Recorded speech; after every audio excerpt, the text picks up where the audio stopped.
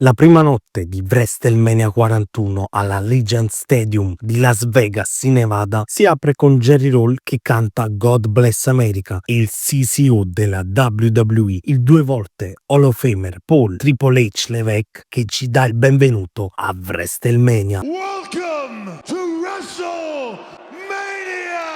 Il match di apertura è stato quello con in palio il titolo del mondo dei pesi massimi tra lo sfidante main event Jey Uso, di main event a sto punto gli è rimasto solo il nome, e il campione, il ring general Gunther. Match durato 17 minuti ed è stato a parer mio un gran bell'opener, iniziato subito con la combo Spear Splash di Jey, seguita dalla powerbomb del generale del ring, e Gunther, una volta capito che Jey non era lì per scherzare, ha preso la cintura pensando di farsi contare fuori per perdere per count out, mantenendo così il titolo. Ma Jey ha pensato di lanciarsi con un suicide dive, venendo però colpito con la cintura, ma neanche il colpo scorretto e la real naked choke hanno fatto arrendere il vincitore della Royal Rumble 2025, che, preso dalla passione, dal tifo dei 60.000 presenti a Las Vegas, dalla rabbia e dall'odio verso il ring general, è andato a segno con una powerbomb clamorosa, una spear, 3 uso splash, e ha poi imprigionato Gunther nella sua real naked choke, facendolo subito cedere, vincendo il match e diventando il nuovo campione dei pesi massimi. Non avrei fatto cedere così velocemente il ring general, però alla fine, come finale, ci sta tutto. Sono contentissimo per Jey e del suo percorso, anche se avessi preferito far mantenere il titolo a Gunther, però ovviamente che Jey riesca a mantenere uno status alto e che almeno mantenga il titolo per un paio di mesi. E ovviamente poi è arrivato il fratello gemello Jimmy a festeggiare con lui. All'improvviso avevo pensato ad un tradimento, però non è avvenuto. Il secondo match è poi stato quello più inutile, che non meritava di essere al Grand Stage of the Mall, cioè quello con in palio i titoli mondiali di coppia tra i New Day e i War Raiders, e infatti sono stati 8 minuti di match normalissimi, probabilmente neanche da puntata settimanale, dove grazie a delle scorrettezze a vincere sono stati i New Day, che hanno conquistato i titoli di coppia di Raw. Tutti che pensavano al ritorno e all'interferenza di Big E, giustificando così la presenza di questo incontro a WrestleMania a discapito del TLC con la divisione di coppia di SmackDown, e invece non è successo assolutamente nulla. Vabbè, che dire, passiamo avanti con il match tra Naomi e Jade Cargill, che nonostante il mio scarso interesse iniziale mi ha divertito abbastanza, con la varietà di spot mostrati e la grande determinazione e tenacia mostrata dalle due. Avendo comunque grandi carenze tecniche, soprattutto la Cargill ha comunque dimostrato che è in grado di lottare anche in singolo e soprattutto sul più grande stage, cioè a WrestleMania. E comunque sia, il match è stato vinto dalla tempesta Jade Cargill, che è riuscita a vendicarsi. È stato poi il momento del match con in palio il titolo degli Stati Uniti tra lo sfidante Jacob Fatu e il campione LA Knight. E che match che è stato! Madonna mia, mi sono divertito come non mai. 10 minuti non stop, German suplex dal paletto, Swanton Bomb e la BFT intercettata al volo, mentre Fatu cercava di connettere il Mighty Moonsault, ma Jacob aveva le corde vicino ed è riuscito a salvarsi, per poi andare a segno con un super Samoan Drop dal paletto e con 2 Mighty Moonsault, schienando la megastar e conquistando il suo primo titolo in singolo in WWE, il titolo degli Stati Uniti. E il grande momento è poi arrivato, il match tra il grande americano e Re Mysterio,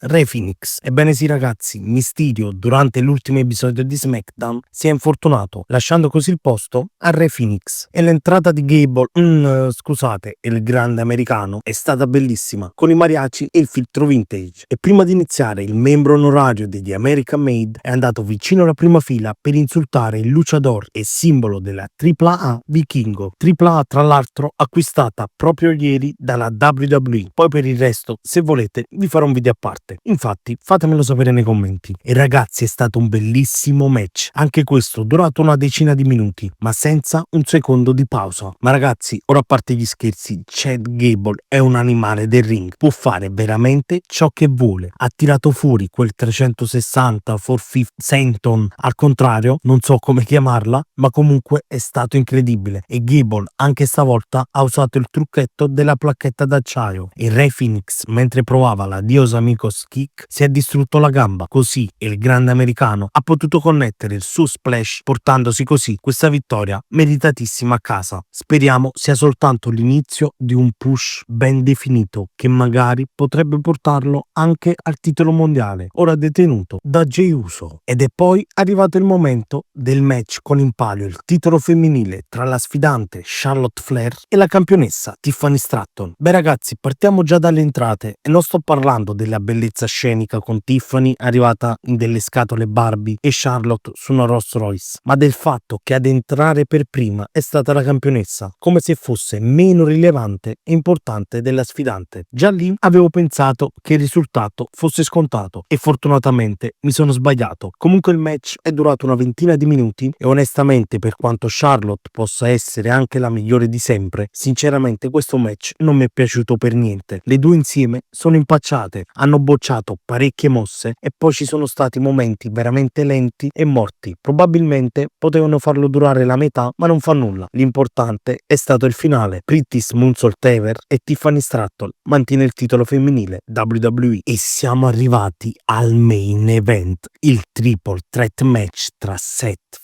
freaking Rollins, Roman Reigns e CM Punk, quest'ultimo introdotto da un video riassuntivo della sua carriera con sotto This Fire Burns dei Killswitch Engage, la sua vecchia team song, ed è entrato con i Living Color che dal vivo gli hanno cantato Cult of Personality ed è stato accompagnato sul ring da Paul Heyman. E ragazzi, di cosa vogliamo parlare? È stato sì un finisher party di quasi 50 minuti, Curb Stomp, GTS, Spear, Guillotine e Anaconda Vice a volontà con solo schienamenti di 2.99. Reigns ha poi colpito sia Punk che Rollins con delle powerbomb sui tavoli di commento e poi signori, il cinema puro è iniziato. Paul Heyman prende una sedia e decide di darla a CM Punk a discapito di Roman Reigns, ma tutto questo si è rivelato essere soltanto un deterrente per poi colpire Punk con un colpo basso e cedere la sedia a Roman Reigns, che poi mentre stava per colpire Rollins sotto ordine del Wiseman, ecco che Paul Heyman ha rifilato il colpo basso anche a Roman Reigns, dando la sedia a Seth Rollins, alleandosi con lui, facendogli poi vincere il match. Wow, forse un finale abbastanza pronosticabile, dato il favore che Heyman dovesse a Rollins, ma è stato coreografato in modo perfetto e la notte 1 di WrestleMania 41 si conclude con Heyman e Rollins che festeggiano e Reigns e Punk che escono in lacrime dall'arena. Ragazzi, tutto sommato sono state 4 ore abbastanza godibili e divertenti, ma ora tocca a voi farmi sapere cosa ne pensate di questa notte 1 di WrestleMania 41. Noi ci vediamo domani per il report della notte 2 e vi ricordo di iscrivervi qui su YouTube, di lasciare un like e un commento sotto questo video e di andarmi a seguire anche su Instagram e TikTok. Tutti i link li trovate in descrizione. Ciao ragazzi.